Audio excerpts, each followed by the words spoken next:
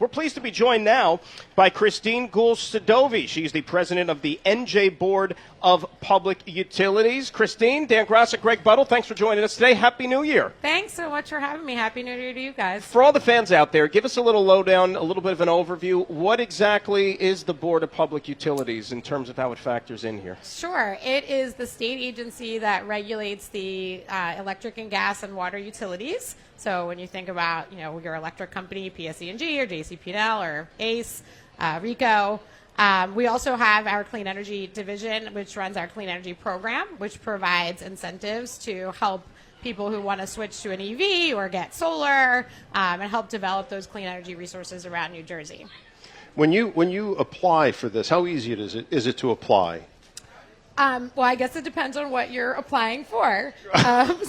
You're good. Just you anything. Are good. Just that you apply for anything, Greg. It's easy. That's right. So we try to make it as easy as possible, but it is government. So we do have an application process for things like energy assistance, or if you want to get an EV incentive, or if you want to get something like community solar, that you can help have solar at your house. Does it matter what type of financial well-being you have, or if you don't have enough money, or what happens if they're going to turn your electricity off and all those kind of things? Yeah, so that's a great question. So actually right now we are in the middle of the winter termination program. So that runs from November 15th to March 15th.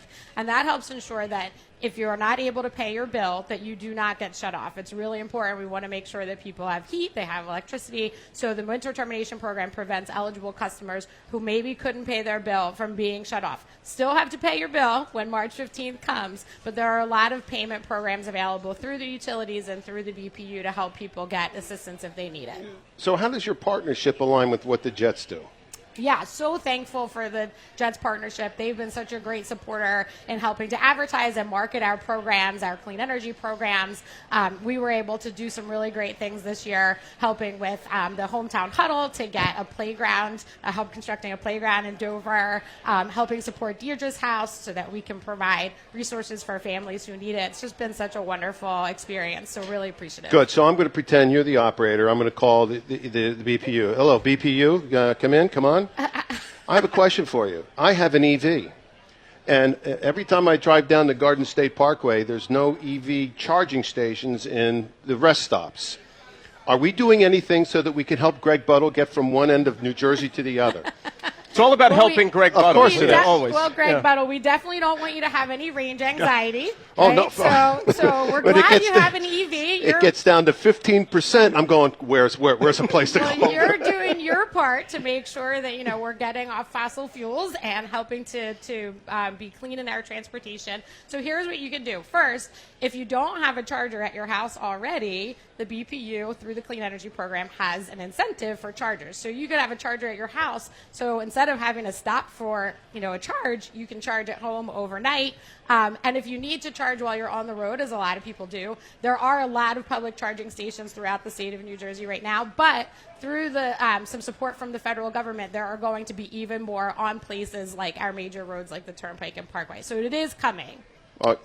By next week? No, I'm only kidding you. But I mean, within the near future, correct? Yeah, I can't give you an exact date, but yes. They're working on it. I'm going to tell you something. Electric vehicles are awesome. If you have an electric vehicle and you're running around town all the time, I think that's the best.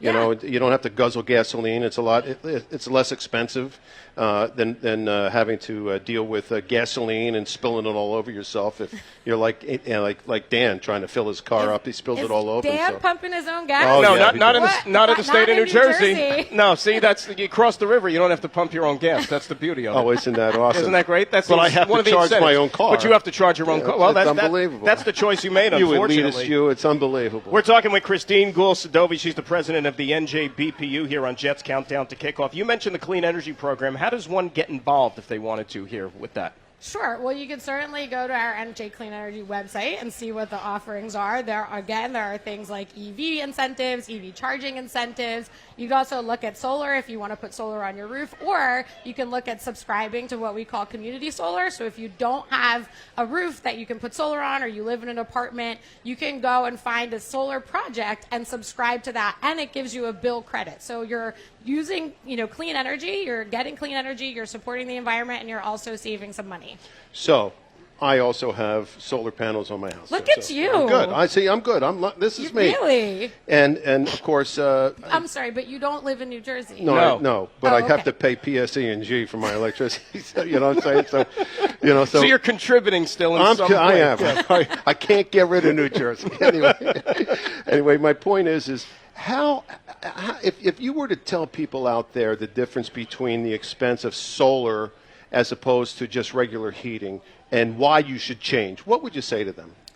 So there are a lot of reasons. Even if you don't, you're not interested in the environment and you're not doing it for the clean energy reasons, you can save money by having solar on your roof or by subscribing to community solar.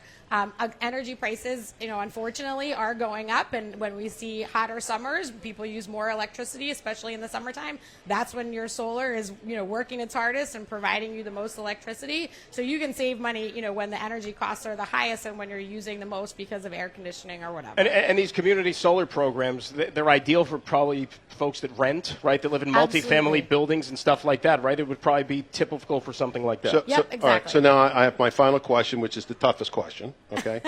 And that is, I love electric vehicles, the solar, I love all that stuff. And all I keep reading about is the stress from electricity on the grid, and our grids aren't big enough that have the capacity in the next 10 or 20 years. Look at you. You're bringing the educated questions about grid capacity. You should see when we have the doctors so up here when he breaks out the medical stuff, yeah. Woody Johnson makes me stay up and study. Let me tell you something. So, absolutely, we're bringing more electricity onto the grid, but we're also doing a lot to make sure that the grid is stable.